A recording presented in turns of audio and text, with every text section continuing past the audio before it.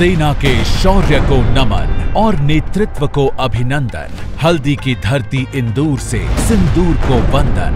आज 40 साल पुराना सपना हुआ है साकार। राष्ट्रीय हल्दी बोर्ड ने लिया है आकार। आइए इस ऐतिहासिक अवसर पर करें स्वागत केंद्रीय गृह एवं सहकारिता मंत्री श्री अमित शाह का। 29 जून 2025 दोपहर 1:30 बजे पॉलिटेक्निक कॉलेज ग्राउंड निजामाबाद के किसान महासम्मेलन में अरविंद धर्मपुरी, सांसद निजामाबाद लोकसभा क्षेत्र।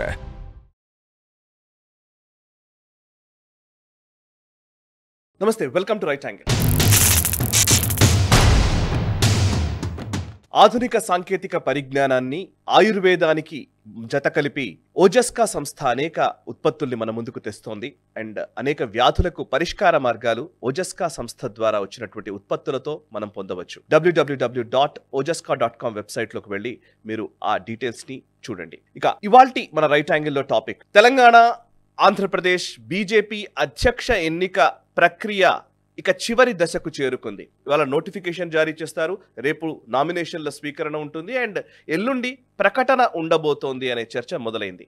జూలై 1వ తేదీన 2 రాష్ట్రాలకు సంబంధించినటువంటి అధ్యక్ష ఎంపికని పూర్తి చేయబోతున్నారు అనే ఒక సమాచారం చాలా స్పష్టంగా వినిపిస్తోంది. అండ్ ఆంధ్రప్రదేశ్లో సుజనా చౌదరి పేరు వినిపిస్తోంది, అదేవిధంగా విష్ణువర్ధన్ రెడ్డి పేరు కూడా ప్రముఖంగా వినిపిస్తోంది. అండ్ మాధవ్ గారి వైపే ఎక్కువగా అధిష్టానం మొగ్గు చూపుతున్నట్టుగా కూడా సమాచారం వస్తోంది. అండ్ ఆయన ఎమ్మెల్సీగా పనిచేసినటువంటి వ్యక్తి అండ్ చలపతిరావు గారని, నిజానికి ఉమ్మడి ఆంధ్రప్రదేశ్ భారతీయ జనతా పార్టీ అధ్యక్షుడిగా పనిచేసినటువంటి వ్యక్తి, సంఘ నేపథ్యం ఉన్నటువంటి, స్వయం సేవక్గా అండ్ అనేక హోదాల్లో పనిచేసినటువంటి భారతీయ జనతా పార్టీ కురువృద్ధుడని చెప్పాలి. అట్లాంటి వ్యక్తి చలపతిరావు గారి కుమారుడు మాధవ్ గారు. అండ్ మాధవ్ గారు మొదటి నుంచి కూడా సంఘలో కీలకమైన పొజిషన్స్ లో ఆయన భారతీయ జనతా పార్టీలో సేవలు అందిస్తూ వస్తున్నారు. అండ్ మాధవ్ గారి వైపు ఎక్కువగా మొగ్గు ఉన్నట్టుగా కూడా ఆంధ్రప్రదేశ్ లో ప్రస్తుత సమాచారాన్ని బట్టి తెలుస్తోంది. ఏమైనా జరగవచ్చు, ఇంకెవరైనా సరే అధ్యక్షుడు అవ్వవచ్చు. బట్ ఇక తెలంగాణ విషయానికి వస్తే అండ్ ఆంధ్రప్రదేశ్ లో నిజానికి అలయన్స్ లో ఉన్నారు కాబట్టి, తెలుగుదేశం పార్టీ ఎన్డీఏ కూటమి ఉంది కాబట్టి, ఈ కూటమి ఉన్న నేపథ్యంలో పెద్దగా కూటమికి హార్మ్ఫుల్ గా ఉన్న వ్యక్తిని ఎన్నుకునే అవకాశాలు తక్కువగానే ఉంటాయి. అండ్ కొంత సాఫ్ట్ గానే భారతీయ జనతా పార్టీని ఆంధ్రప్రదేశ్లో ఆర్గనైజేషనల్ స్ట్రెంగ్త్ ని పెంచగలిగే వ్యక్తికి ఎక్కువగా మొగ్గు చూపుతున్నట్టుగా స్పష్టంగా మనకు అర్థమవుతోంది. అయితే ఆంధ్రప్రదేశ్తో పోల్చితే తెలంగాణలో మాత్రం ఉత్కంఠ ఎక్కువగా ఉంది. ఇక్కడ స్టేక్స్ కూడా ఎక్కువగానే ఉన్నాయి. భారతీయ జనతా పార్టీ నిజానికి అధికారంలోకి రాగల సత్తా ఉంది అని ఈవెన్ ప్రజల్లో కూడా ఆ భావన చాలా ఎక్కువగానే ఈ మధ్య కాలంలో వినిపిస్తోంది. ఈ నేపథ్యంలో బీజేపీ తెలంగాణ అధ్యక్ష ఎన్నిక విషయంలో ఒక ఉత్కంఠ, ఇంకా చెప్పాలంటే తీవ్రమైన పోటీ ఉన్నమాట వాస్తవం. అండ్ ఆ పోటీలో పాత కొత్త అన్న నినాదాలు, లేకపోతే ఆ వర్గము ఈ వర్గము అన్న మాటలు విరివిగానే వినిపిస్తూ వస్తున్నాయి. ఇందులో అనేక మంది వాళ్ళ అభ్యర్థనని లేదా అభ్యర్థిత్వానికి సంబంధించినటువంటి వేడుకోలుని ఇప్పటికే అధిష్టానం దృష్టికి తీసుకువెళ్లారు. చాలా మంది నాయకులు మేము అధ్యక్షుడిని అవుతాము అని వాళ్ళు ప్రకటనలు చేసుకున్నారు. నిజానికి ఆ ప్రయత్నాల్లో నిమగ్నమైపోయి ఉన్నారు. అవన్నీ అయిపోతే మిగిలిన నిజానికి ఈ పోటీలో ఎక్కువగా వినిపిస్తున్నటువంటి పేర్లు, ఒకటి రామచంద్రరావు గారు. ఆయన ఎమ్మెల్సీగా పనిచేశారు, మల్కాజ్గిరి నుంచి ఎంపీగా పోటీ చేశారు, ఎమ్మెల్యేగా పోటీ చేశారు అండ్ జిల్లా అధ్యక్షుడిగా పనిచేశారు. కీలకమైన హోదాల్లోనే భారతీయ జనతా పార్టీకి సుదీర్ఘకాలం పనిచేస్తూ వస్తున్నారు. రామచంద్రరావు గారి పేరు ముఖ్యంగా ఆర్గనైజేషన్ పరంగా ఉన్నటువంటి వ్యక్తిని నియమించాలి అనుకుంటే రామచంద్రరావు గారి పేరు ప్రముఖంగా వినిపించింది. మరొక వైపు రఘునందన్ రావు గారి పేరు కూడా ప్రముఖంగానే వినిపించింది. రఘునందన్ రావు బీఆర్ఎస్ నుంచి వచ్చినటువంటి వ్యక్తి అండ్ దుబ్బాక ఉప ఎన్నికతో బీజేపీ ట్రాక్ రికార్డ్, ముఖ్యంగా సక్సెస్ ట్రాక్ ని మొదలు చేసినటువంటి వ్యక్తి అనే ఉద్దేశం ఒకటి. అండ్ ఈవెన్ మొన్న ఎంపీగా కూడా గెలిచారు. సో రఘునందన్ రావు గారి పేరు కూడా చాలా స్పష్టంగా ఎక్కువగా చర్చలోకి వచ్చింది. ఆ తర్వాత ధర్మపురి అరవింద్ పేరు ప్రముఖంగా ఉంది. అండ్ ఈటల రాజేందర్ గారి గురించి ఈ ఇద్దరికి సంబంధించినటువంటి చర్చ తీవ్రంగా నడుస్తోంది. ఇప్పుడు ఈ రోజున్న జంక్షన్లో నిజానికి ధర్మపురి అరవింద్ లేదా ఈటల రాజేందర్ ఎవరు అధ్యక్షుడు అవుతారు అనే చర్చ సీరియస్ గా వినిపిస్తోంది. ఢిల్లీ సర్కిల్స్ నుంచి వస్తున్నటువంటి సమాచారం మేరకు ఈ ఇద్దరి మధ్య కొంత ఎక్కువగానే చర్చ ఉంది అనేది తెలుస్తున్న విషయం. ఇందులో ఇది కాకుండా ఇంకా అనూహ్యంగా ఇంకెవరి పేరు వస్తుందో మనం కూడా చెప్పలేం. ఇక మిగతా నాయకుల్లో ముఖ్యమైన నాయకులుగా చెప్పబడుతున్న, ముఖ్యంగా తెలంగాణ బీజేపీకి సంబంధించి సీనియర్లుగా ఉన్నటువంటి లక్ష్మణ్ గారు లేదా కిషన్ రెడ్డి గారు కావచ్చు అండ్ బండి సంజయ్ గారు కావచ్చు, ముగ్గురు కూడా కీలకమైన బాధ్యతల్లో ఉన్నారు. అండ్ అందులోనూ ఈ మధ్య కాలంలో గత వారం 10 రోజుల నుంచి లక్ష్మణ్ గారి పేరు కూడా ప్రముఖంగా వినిపిస్తోంది. ఎందుకంటే పాత వారికే అవకాశం ఇవ్వాలి అనుకుంటే లక్ష్మణ్ గారినే తీసుకురావాలనే ఆలోచన కూడా వచ్చినట్టుగా సమాచారం వచ్చింది. కిషన్ రెడ్డి గారి విషయానికి వస్తే, కిషన్ రెడ్డి గారు ఆల్రెడీ ఆయన ప్రకటించేశారు కొత్త అధ్యక్షుడు వస్తారు రాష్ట్రానికి అని చెప్పడంతో కిషన్ రెడ్డి గారిని కొనసాగించరు అనేది మాత్రం నిర్ధారణ అయింది. ఇక బండి సంజయ్ గారు కూడా ఆ మధ్య మార్చి నెలలో ఒక స్టేట్మెంట్ కూడా ఇచ్చారు, పబ్లిక్ స్టేట్మెంటే ఇచ్చారు. నేను రేస్లో లేను అని ఆయన బహిరంగంగానే ప్రకటించారు. అండ్ ఇద్దరు కూడా కేంద్ర మంత్రులుగా ఉన్నారు కాబట్టి, ఒకరు కేబినెట్ మినిస్టర్ గా ఉన్నారు, ఒకరు హోంశాఖ సహాయ మంత్రిగా ఉన్నారు కాబట్టి అధ్యక్షుడిగా వాళ్ళు, ఈ బీజేపీ తెలంగాణ అధ్యక్షుడిగా వాళ్ళు రావాలి అనంటే మంత్రి పదవులు వదులుకోవాల్సిన పరిస్థితి కూడా ఉంటుంది. సరే, కిషన్ రెడ్డి గారికి ఇంతకుముందు కొంత మినహాయింపు ఇచ్చారు మంత్రిగా ఉంటూనే అండ్ అధ్యక్షుడిగా కొనసాగాలని. బట్ ఇప్పుడు ఫుల్ టైం అధ్యక్ష బాధ్యతలు స్వీకరించాల్సిన పరిస్థితి ఉంటుంది. సో ఈ నేపథ్యంలో మంత్రి పదవుల్ని వదులుకోవాల్సిన అవసరం కూడా ఉంటుంది అనేది అధిష్టానం భావన. సో వీళ్ళిద్దరూ కూడా మేబీ అధ్యక్షుడిగా వస్తారా అనంటే గనక కొంత సందేహంగానే కనబడుతుంది. ఎందుకంటే కిషన్ రెడ్డి గారు ఆల్రెడీ తేల్చేశారు అండ్ సంజయ్ గారు కూడా రేసులో లేను అని ప్రకటించారు కాబట్టి మేబీ ఇంకా అది అవకాశం లేదు అనే ఒక భావనకు కూడా వచ్చారు. ఇక లక్ష్మణ్ గారి విషయానికి వస్తే, ఈ వారం 10 రోజుల నుంచి పాత వాళ్లే మళ్ళీ అధ్యక్షుడు అవ్వచ్చు అనే చర్చ కూడా మొదలైంది. ఇంటర్నల్ గా కూడా చాలా సీరియస్ గానే ఈ చర్చ నడిచింది. కానీ ఇవాళ ఆయన లక్ష్మణ్ గారు ఒక ప్రకటన ఇచ్చారు. ఆయన ఇప్పుడు ప్రస్తుతం జాతీయ స్థాయిలో బీజేపీ అధ్యక్ష ఎన్నికకు సంబంధించిన ఎన్నికల ప్రక్రియలో రిటర్నింగ్ ఆఫీసర్ గా ఉన్నారు. చాలా కీలకమైన భూమిక వహిస్తున్నారు ఢిల్లీ రాజకీయాల్లో లక్ష్మణ్ గారు. అండ్ ఆయన పార్లమెంటరీ బోర్డు సభ్యులుగా ఉన్నారు, at the same time Rajya Sabha సభ్యుడు, అదే విధంగా జాతీయ ఓబీసీ మోర్చా అధ్యక్షులుగా ఉన్నారు. సో లక్ష్మణ్ గారు జాతీయ స్థాయిలో కొంత కీలకమైన భూమిక వహిస్తున్న ఈ సందర్భంలో అండ్ అందులోనూ జాతీయ ఎన్నికల ప్రక్రియకు సంబంధించిన రిటర్నింగ్ ఆఫీసర్ గా ఉన్న నేపథ్యంలో ఆయన రిటర్నింగ్ ఆఫీసర్ హోదాలోనే ఒక ప్రకటన చేశారు. బీజేపీ తెలంగాణ అధ్యక్షుడు ఒక సమర్థుడైన వ్యక్తిని నియమిస్తాము అని ఆయన చెప్పడం జరిగింది. అంటే నియమిస్తాము అన్నారు అనంటే నేను కాదు అని ఆయన నియమించే హోదాలో ఉన్నారు అనే ఒక అభిప్రాయం కూడా ఉన్న నేపథ్యంలో సో ఆయన అధ్యక్షుడిగా అవడం కుదరదేమో అనేది ఇంకొక విషయం. అండ్ అంతేకాదు, ఎలక్షన్ ఆఫీసర్గా ఉన్నటువంటి వ్యక్తి ఎన్నికల్లో పోటీ చేయడం ఉంటుందా? ఒకవేళ ఆయన్నే నిజంగా అధ్యక్షుడిగా చేయాలి అనుకుంటే ఈ ప్రక్రియ అంతా అయిపోయిన తర్వాత, మిగతా జాతీయ స్థాయి ఎన్నిక అయిపోయిన తర్వాత, ఆ నూతన కమిటీ ఏర్పడిన తర్వాత కొత్త అధ్యక్షుడు నియమించుకుంటే అప్పుడు లక్ష్మణ్ గారిని తీసుకురావడానికి ఆస్కారం ఉంటుంది. ఇదంతా టెక్నికల్గా జరుగుతున్నటువంటి చర్చ. సో రిటర్నింగ్ ఆఫీసర్గా ఉన్నటువంటి వ్యక్తి అండ్ జూలై 1న ఎంపిక చేస్తాము అని ఆయన ప్రకటించిన నేపథ్యంలో మేబీ లక్ష్మణ్ గారు అవ్వడానికి ఆస్కారం లేదు అని ఒక నిర్ధారణ ఇప్పుడు ప్రస్తుతం వస్తోంది. సో ఈ నేపథ్యంలో ఇక రామచంద్రరావు గారి విషయంలో వస్తే, ఇందాక నేను చెప్పినట్టుగా రామచంద్రరావు గారు ఆర్గనైజేషనల్ మ్యాన్, బట్ ఆయన కాస్ట్ ఈక్వేషన్స్ లో కొంత ఇబ్బందికరంగా ఆయనకు ఉన్నట్టుగా తెలుస్తోంది. ఎందుకంటే బీసీ సీఎంని చేస్తాము అని భారతీయ జనతా పార్టీ 2023 అసెంబ్లీ ఎన్నికల్లో ప్రచారం చేసింది కాబట్టి సో బీసీ సీఎం అన్న నినాదానికి సో బీసీనే ఇక్కడ అధ్యక్షుడిగా పెడితే బాగుంటుందనే అభిప్రాయం ఎక్కువగా వినపడుతుంది కాబట్టి సో ఆయన బ్రాహ్మణ్ కమ్యూనిటీకి చెందినటువంటి వ్యక్తి కాబట్టి మేబీ అదొకటే ఒక డిసడ్వాంటేజ్ అనేది ఒక చర్చ ఇంటర్నల్ గా ఉన్నది. అండ్ ఇంకొక వైపు రఘునందన్ రావు గారి విషయంలో కూడా సేమ్ కాస్ట్ ఈక్వేషన్స్ అనేవి చాలా కీలకమైన అంశంగా కనబడుతోంది.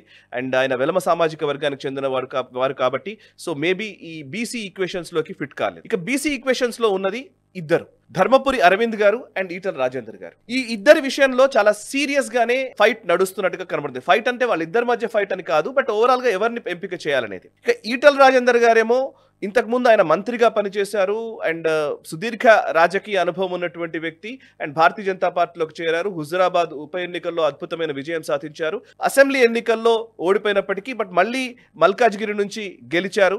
అండ్ అటు నిజామాబాద్ నుంచి ఏమో ధర్మపురి అరవింద్ అంతే స్థాయిలో పనిచేస్తూ ఉన్నారు. అండ్ ఈ నేపథ్యంలో ఇద్దరు రెండు విభిన్న సామాజిక వర్గాలకు చెందినవారు.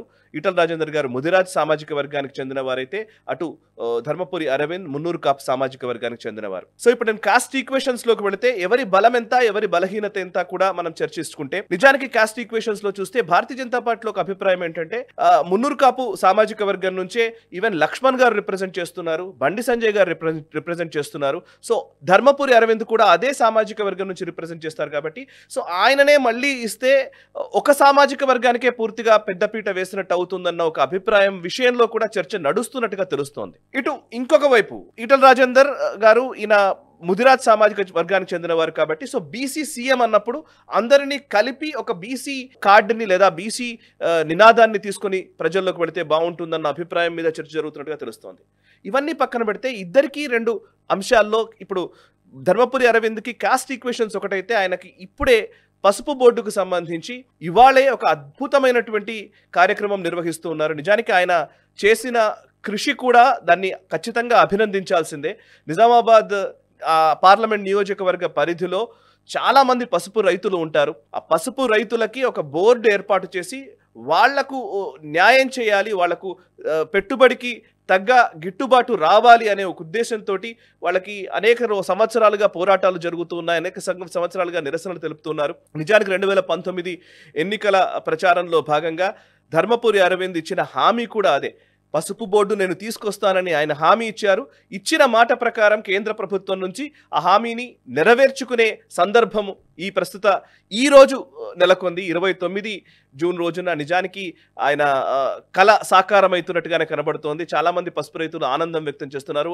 కేంద్ర హోంమంత్రి అమిత్ షా గారు స్వయంగా వచ్చి ఆ పసుపు బోర్డు కార్యాలయాన్ని ప్రారంభిస్తున్నటువంటి ఈ శుభ సందర్భంలో ఉన్నప్పుడు అధ్యక్ష ఎన్నికకు సంబంధించిన చర్చ ఒకవైపు నడుస్తున్నప్పుడు ఆయన్ని విపరీతంగా ఎలివేట్ చేయాలనే ఉద్దేశానికి ఢిల్లీ నాయకత్వం కూడా వచ్చింది అనడానికి సంకేతాలు కూడా చాలా స్పష్టంగా ఇక్కడ కనబడుతూ ఉన్నాయి. సో పసుపు బోర్డుకు సంబంధించి పెద్ద కార్యక్రమాన్ని నిర్వహిస్తున్నటువంటి ఈ సందర్భంలోనే జస్ట్ ఒక 2 రోజుల వ్యవధిలోనే అధ్యక్ష ఎన్నిక కూడా ఉండబోతోంది. ఒకవేళ ఇదే వేదికను బేస్ చేసుకొని ఆయననే అధ్యక్షుడిగా నియమించాలి, దానికి ముందే ఒక గ్రౌండ్ ప్రిపేర్ చేస్తున్నారా అనేది ఒక అంశం. రెండవ అంశం ఏంటంటే నిజంగా ఒకవేళ గ్రౌండ్ ప్రిపేర్ ధర్మపురి అరవింద్నే ప్రెసిడెంట్ చేయాలనుకుంటే నిజానికి ఒక మంచి గ్రౌండ్ని ప్రిపేర్ చేసి ఒక పెద్ద ఎలివేషన్ తోటే ఆయన్ని అధ్యక్షుడిగా ప్రకటించే ఆస్కారం లేకపోలేదు. అది ఒక పద్ధతి. రెండోది ఏంటంటే ఒకవేళ అధ్యక్షుడిని నియమించిన తర్వాత ఇట్లాంటి ప్రోగ్రామే చేసుంటే బాగుండేది కదా, ఇదే ఫస్ట్ ప్రోగ్రామ్ తోటి ఎలివేట్ చేయవచ్చు కదా అనే అభిప్రాయం కూడా కొంతమందికి ఉంది. సో అధ్యక్షుని ఎంపిక చేసిన తర్వాత ఈ పసుపు బోర్డు కార్యాలయం ఏర్పాటు అనే కార్యక్రమం పెట్టి ఉంటే అప్పుడు కూడా అంతే స్థాయిలో ఉండేది. కానీ ముందే ఎందుకు పెట్టారు అనే చర్చ కూడా లేకపోలేదు. సో ఏది ఏమైనా ధర్మపురి అరవింద్ చేసిన కృషికి ఫలితంగా పసుపు బోర్డు ఏర్పడింది అండ్ ఆయనకు కూడా అభినందనలు అండ్ ఆ ప్రశంసలు దక్కుతున్నటువంటి సందర్భంలో మనం ఉన్నాం. ఇక ఈటల రాజేందర్ గారి విషయానికి వస్తే ఈటల రాజేందర్ గారికి నిజానికి అమిత్ షా మొదటి నుంచి కూడా ఒక రకమైన భరోసాని ఈటల రాజేందర్కి అమిత్ షా ఇస్తూ వస్తున్నారు అనేది అందరికీ తెలిసిన విషయమే. సో అమిత్ షా అందరూ వెళ్ళిపోతుంటే కూడా ఈటల రాజేందర్ వెళ్ళకూడదు అని అమిత్ షా చెప్పినట్టుగా కూడా కొన్ని కథనాలు ఢిల్లీ వర్గాల నుంచి వస్తున్న పరిస్థితి. సో ఈ నేపథ్యంలో ఆయన ఈవెన్ మొన్న కేంద్ర మంత్రివర్గంలోకి ఈటల రాజేందర్ని తీసుకుంటారు అనే చర్చ కూడా వచ్చింది. కానీ ఆయన్ని మంత్రివర్గంలోకి తీసుకోలేదు. మంత్రివర్గంలోకి తీసుకోనప్పుడు నిజానికి ఢిల్లీ నుంచి వచ్చినటువంటి మెసేజ్ ఏంటంటే ఈటల రాజేందర్ని రాష్ట్ర అధ్యక్షుడిగా నియమించబోతున్నాము అండ్ రాష్ట్ర అధ్యక్షుడిగా నియమించి ఆయన రాష్ట్రంలో ఎక్కువగా పనిచేయాలి అనే ఉద్దేశంతో ఆయన్ని మంత్రివర్గంలోకి తీసుకోలేదు అనే ఒక మెసేజ్ని కూడా కేంద్రం నుంచి ఇచ్చినారు. బట్ ఆ చర్చ అంతా నడుస్తున్న క్రమంలోనే లేట్ అవుతూ వస్తుంది. నిజానికి ఎందుకు అధ్యక్షుడిని నియమించట్లేదు అనే చర్చ నడుస్తున్న టైంలో ఏమో పాత కొత్త ఇట్లాంటి అనేక అభిప్రాయాలు వచ్చాయి. బట్ ఇప్పుడు లాస్ట్ జంక్చర్ లో మనం ఉన్నాం కాబట్టి మొన్న మధ్యనే కాళేశ్వరం కమిషన్ కి సంబంధించినటువంటి విచారణలో భాగంగా ఈటల రాజేందర్ అక్కడికి వెళ్ళడము, ఆయన ఒక ఇంటర్వ్యూలో కూడా ఆయన మాట్లాడిన విధానము ఇవన్నీ కూడా కాళేశ్వరంకి ఎందుకో ఒక బీఆర్ఎస్ కి అనుకూలమైన ఒక సాఫ్ట్ టోన్ లో మాట్లాడారు అనే ఒక అభిప్రాయం వచ్చింది.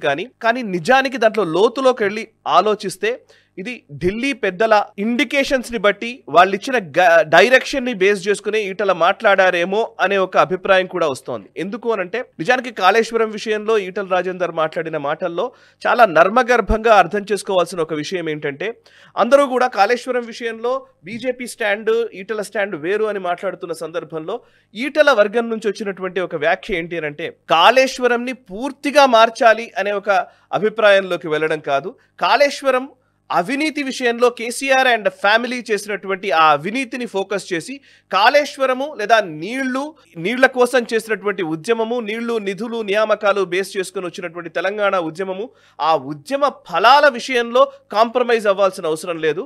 కానీ కేవలం అవినీతికి పరిమితం చేసి కాళేశ్వరం విషయంలో పూర్తిగా అవినీతిని ఫోకస్ చేసి బీఆర్ఎస్ ఫ్యామిలీ ముఖ్యంగా కేసీఆర్ ఫ్యామిలీని ఇరకాటంలో పెట్టాలి అనేదే ఒక ఉద్దేశము అనేది కూడా తెలుస్తున్న విషయం. సో అవినీతి వేరు, అండ్ ప్రాజెక్ట్ వేరు. సో ఆ ప్రాజెక్ట్కి సంబంధించినటువంటి ఆ లెగసీని ఖచ్చితంగా కంటిన్యూ చేయాలి. బట్ అవినీతి లేకపోతే ఈ కుటుంబ పాలన, కుటుంబం చేసినటువంటి అక్రమాలు, వీటికి సంబంధించి మాత్రం ఎక్కువగా ఫోకస్ చేయాలనే ఒక సింపుల్ స్ట్రాటజీ తోటి ఇది ఈటల రాజేందర్ మాట్లాడారు అనే ఒక అభిప్రాయం కూడా వ్యక్తమవుతోంది. సో నిజానికి కాళేశ్వరం ఆయనకి నెగటివ్ అయిందని చాలామంది భావించారు. బట్ నెగటివ్ అయిందా అనే ఒక క్వశ్చన్ కూడా ఇప్పుడు ఢిల్లీ వర్గాల నుంచి వస్తోంది. సో ఈ నేపథ్యంలో కాళేశ్వరం ఓ వైపు నడుస్తున్నప్పుడే ఇప్పుడు ఈ అధ్యక్ష ఎన్నిక జరగబోతున్న ఈ టైంలో ఎవరు అధ్యక్షుడు అవుతారు, వాళ్ళ బాధ్యతలు ఏంటి అనేది చాలా కీలకమైన అంశం. భారతీయ జనతా పార్టీ ఇప్పుడు నంబర్ 3 పొజిషన్లోనే ఈ రోజు ఉంది. అటు కాంగ్రెస్ ఇటు బీఆర్ఎస్ పోరాడుతూ ఉన్నారు ఇద్దరు ఒకరికొకరు. బట్ బీజేపీ థర్డ్ పార్టీగానే ఉంది. కానీ ప్రజల దృష్టిలో మాత్రం బీజేపీకి ఒక అవకాశం ఇవ్వచ్చు అనే ఒక అభిప్రాయం నెలకొన్న ఈ సందర్భంలో అసలు నంబర్ 2 పొజిషన్లోకి ఫస్ట్ బీజేపీ వెళ్లాల్సిన సమయం ఇది. అండ్ నంబర్ 2 పొజిషన్ నుంచి నంబర్ 1లోకి రావాలి అనంటే చేయాల్సిన పోరాటాలు అనేకం ఉంటాయి. కాబట్టి సో బీఆర్ఎస్ని ఖాళీ చేయడమా, లేకపోతే కాంగ్రెస్ని సమర్థవంతంగా ఢీకొట్టడమా, ఇంకా చెప్పాలంటే ఆర్గనైజేషనల్ని ఇంకా కార్యకర్తల్లో నూతనోత్సాహాన్ని నింపడమా, ఇట్లాంటి వివిధ అంశాలను బేరీజు వేసుకొని అధ్యక్ష ఎన్నిక జరగబోతుందనేదే చాలా కీలకమైన విషయం. అండ్ ఈ అన్ని కాంబినేషన్స్లో కూడా నిజానికి మాట్లాడితే ఇప్పుడు ఎవరు అధ్యక్షుడైనా కానీ ఆ ఒక్కడి మీదనే పూర్తిగా నడుస్తుందని చెప్పడానికి లేదు. నిజానికి జనరల్స్ చాలామంది ఉన్నారు. ఒకవైపు ధర్మపురి అరవింద్ నిజామాబాద్లో చాలా అద్భుతంగా పోరాడగలరు. అండ్ ఇటు కరీంనగర్కి వస్తే బండి సంజయ్ అండ్ ఆయన ఆల్రెడీ కేంద్ర మంత్రి హోదాలో ఉన్నారు. కాబట్టి బండి సంజయ్ తెలుగు రాష్ట్రాలు మొత్తం కూడా ఊపేసినటువంటి వ్యక్తి. అండ్ తెలంగాణ వ్యాప్తంగా ఆయనకు ఆ చరిష్మా విపరీతంగా ఉంది. అండ్ పల్లెటూరులోకి వెళ్ళినా కూడా సంజయ్ గురించి తెలియని వాళ్ళు ఉండరు. సో ఒకవైపు బండి సంజయ్, ఓవైపు కిషన్ రెడ్డి కావచ్చు, ఓవైపు లక్ష్మణ్ కావచ్చు, ఇంకోవైపు కొండా విశ్వేశ్వరరెడ్డి గారు కావచ్చు, ఇట్లా రఘునందన్ రావు గారు కావచ్చు, ఇలా చెప్తూ పోతే చాలామంది నాయకులు ఉన్నారు. కానీ వీటందరినీ కలిపి నిలబెట్టగలిగే లేదా నడపగలిగే ఒక్క ఫేస్ మాత్రం అవసరం ఉంది. ఆ ఫేస్ ఎవరిది? ధర్మపురి అరవిందా, ఈటల రాజేందరా, లేకపోతే రఘునందన్ రావా, రామచందర్ రావా, మీరే చెప్పండి. అండ్ బండి సంజయ లేకపోతే కిషన్ రెడ్డియా? సో ఇందాక నేను చెప్పినటువంటి అనాలిసిస్ని బేస్ చేసుకొని నిజానికి ఎవరు అధ్యక్షుడైతే బాగుంటుంది అనేది మీ అభిప్రాయమో కమెంట్స్ ద్వారా తెలియజేయండి. ఈ వీడియోని లైక్ చేయండి, 10 మందికి షేర్ చేయండి. మనసా వాచా కర్మణ, దేశహితం కోసం నేషనలిస్ట్. కృషి ఉంటే మనుషులు ఋషులవుతారు, మహాపురుషులవుతారు, తరతరాలకి తరగని వెలుగవుతారు, ఇలా వేడుకులవుతారు. అరవింద్ ధర్మపురి జో कहते हैं वो करते हैं. జాతీయ పసుపు బోర్డు కేంద్ర కార్యాలయాన్ని మన ఇందూరులో ఈ నెల 29న కేంద్ర హోంశాఖ మంత్రులు శ్రీ అమిత్ షా గారు ప్రారంభించనున్న శుభ సందర్భంలో తెలంగాణ రైతన్నలందరికీ ఇదే మా ఆహ్వానం. రైతు ఐక్యవేదిక.